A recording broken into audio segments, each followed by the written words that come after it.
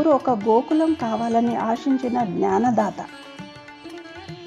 94 సంవత్సరాల వయస్సులోనూ అలుపెరుగక జ్ఞానబోధనలు చేస్తూ ప్రతి మనిషి విశ్వకేంద్రం కావాలని, విశ్వమంతా జ్ఞానం వ్యాపించాలని అభిలషించిన ప్రేమమూర్తి, జ్ఞాన సముద్రుడు.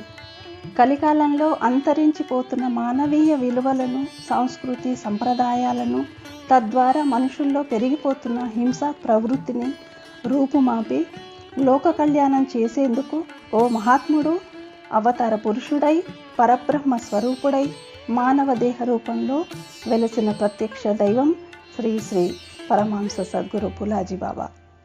ఆత్మజ్ఞానం సముపార్జించిన మహామనిషి.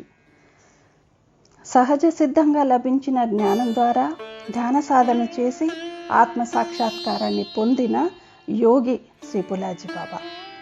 సాదాసీదాగా ఉంటూ ఆత్మజ్ఞానాన్ని పంచిన సహజ యోగి పులాజీ బాబా. మారుమూల గ్రామంలో